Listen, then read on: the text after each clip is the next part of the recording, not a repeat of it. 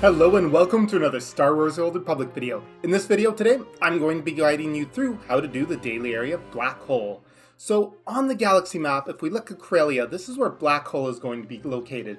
Indisputably, the most corrupt man in the Corellian government, Councillor Torvix, gladly signed on to join the Empire when it invaded Corellia.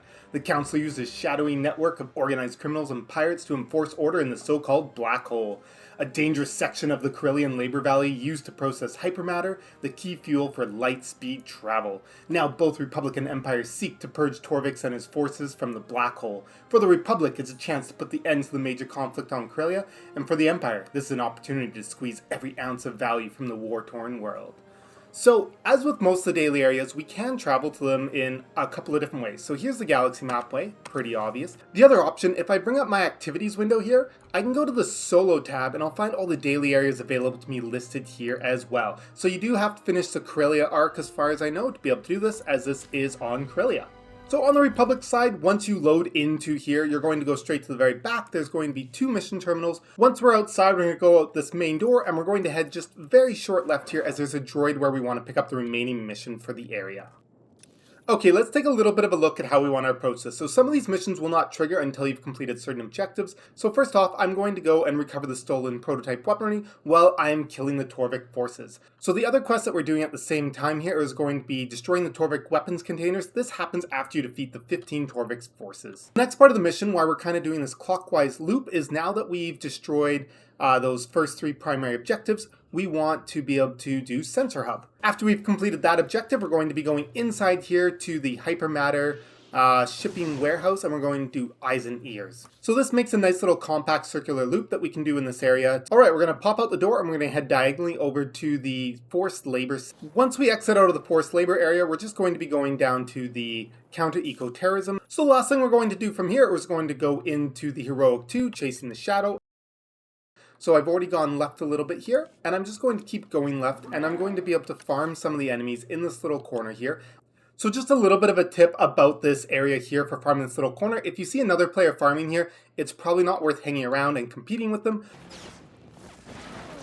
So as you can see, when we completed the defeat 15 Torvix members, or whatever they are, the second objective now became available to us. So as you're doing this clockwise route, if this little corner here is a little bit busy and you don't want to stay there, or you're just bored of it, you can see there's a couple enemies here we can kill for the objective, there's a couple enemies up here, and then there's clickable objects here. And if you wanted, you could just drop down that cliff over there, or we can go down the road pathway here, and on the left side there's going to be a couple of enemies with a clickable object, as well as a larger group of enemies at the back with a clickable object.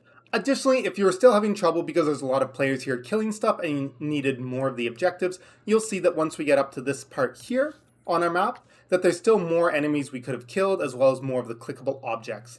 So this had to be unlocked after killing the 15 Torvix forces, looting the 15 items, destroying the 15 items. You just click this button here. It does have a pretty long cooldown, so somebody might have recently clicked it and you might have to wait for it to respawn. After we've completed that objective, we're going to be going inside here, and we're going to do Eyes and Ears. So I'm going to take a little bit longer to show you all of the running through here so you can see all of the areas and you can kind of see how this area works. The general thing to remember is if you kind of keep up with the detectors being put down, you can kind of do this in one solid fluid motion and you don't have to spend a bunch of time waiting for the next one to drop. As you can see, I can keep running here and I'll show you the different safe spots you can stand. Make sure you're jumping on top of this crate in this area. This one, there's 2 different ways we can do it. We can either go to the corner here and move our camera so that we can see around the edge to click on the item, or we can go in here and then the camera isn't as much to finick with.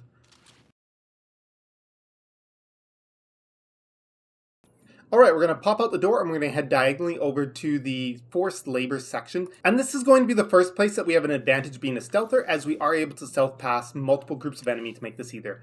We just got to open 5 holding cells here, so there's 5 in this area we can do. This group of enemies has to be killed. You can't set it to sleep to be able to open the pens, but this guy here can be slept so that you can open these 2 pens safely.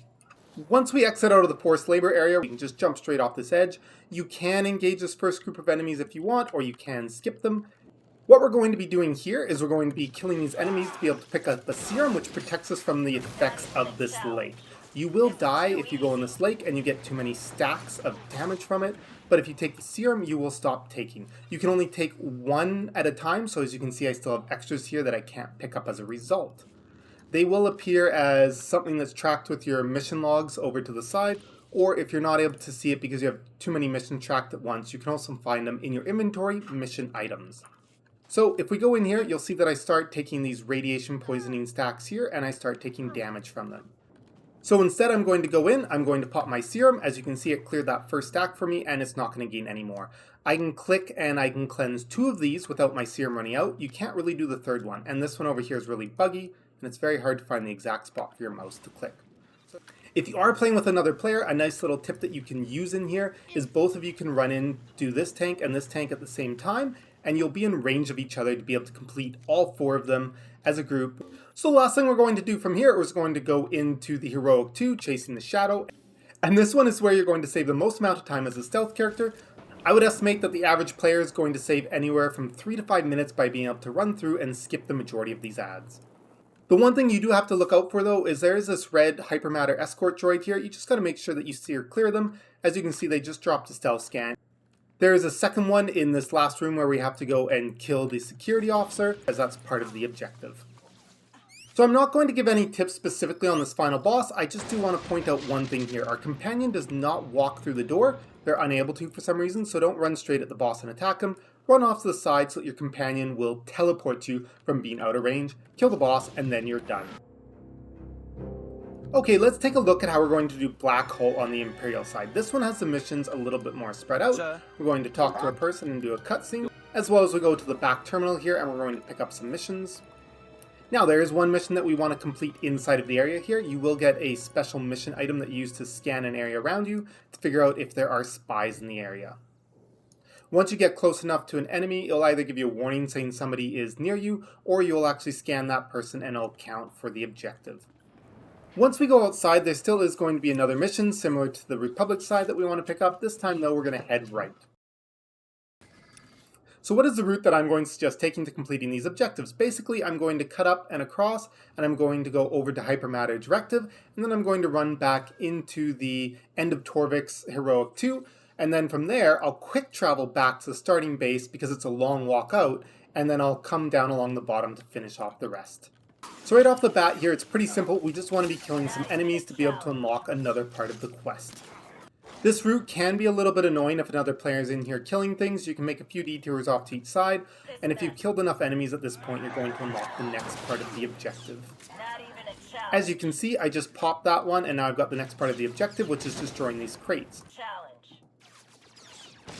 So at this point, we're not getting any credit for killing any more enemies, so the main point is just going to be getting these crates. So as we're walking over to our next objective here, if this crate is still available, you can run behind. So now we're going to go into Hypermatter directive. This is very similar to the Republic one where we had to plant the listening devices. This time we're going to be clicking on objects to destroy them instead.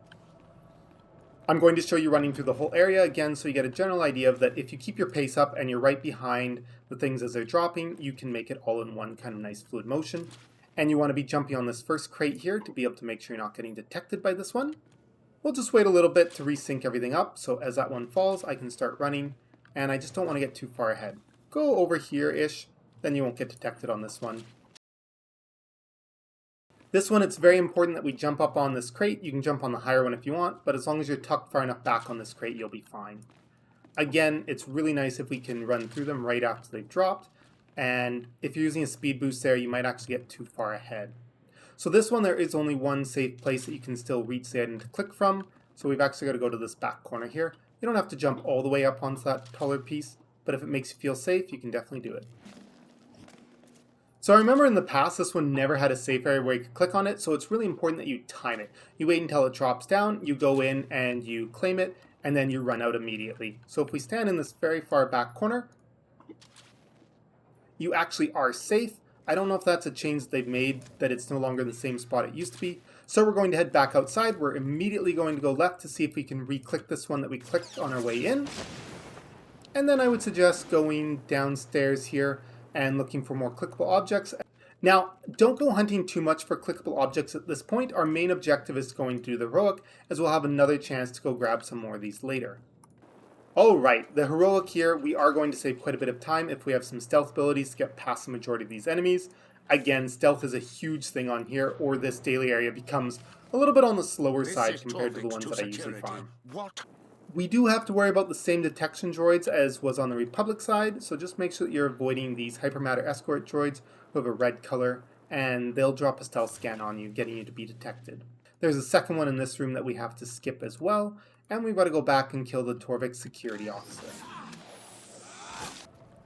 Once we've taken the elevator, just be aware there are some more stealth detection droids there, so just make sure we're not getting near that group of enemies. Notice that you won't get detected while you're clicking on the door here. Nice little touch. Okay, once you reach this room with the console here, you have completed all of the stealthing part.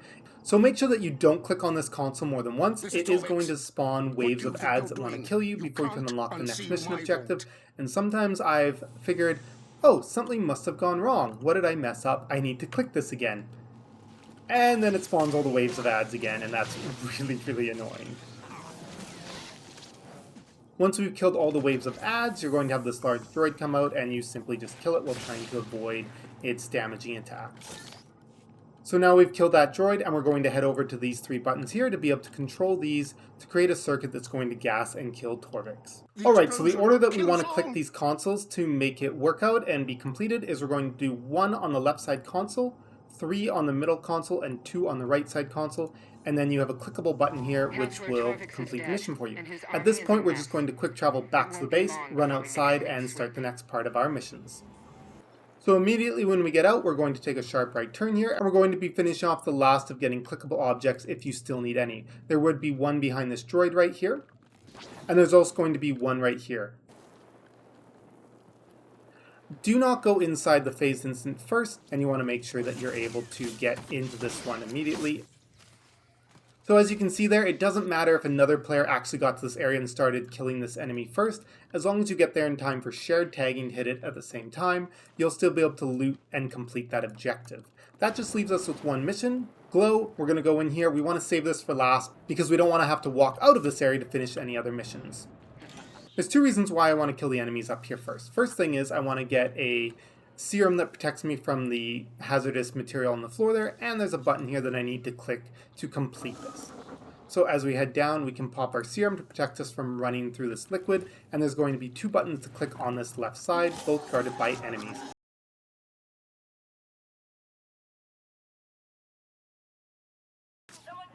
So once we're done those 2, we're going to go up the ramp, and our last button that we need to click is over here. So there is a little bit of a timer that will count down after you've clicked that last button before the mission completes for you. You don't have to wait in this area, you don't have to go to any specific area, you can just go on with your day now. One thing that I do want to note about the black hole areas is it's pretty safe to be in the player versus player environment. As you can see, my nameplate here is green. That means that I'm in the PvP instance, and I was on both of them. That means there's less players competing for the same resources, but it also means that there are less chances to get advantage of shared tagging if somebody else is there killing things with you. Generally, because the mission areas don't overlap much, you rarely see people trying to kill you in the PvP instance, and it's a pretty safe place. Again, this is probably my 4th or 5th fastest area that I like to do, as long as I'm on a stealther. I prefer doing Osis, Onderon, CZ-198, and Ziost, and then Black Hole comes after that. Okay? So as always, have a great day, and we'll see you in the next video.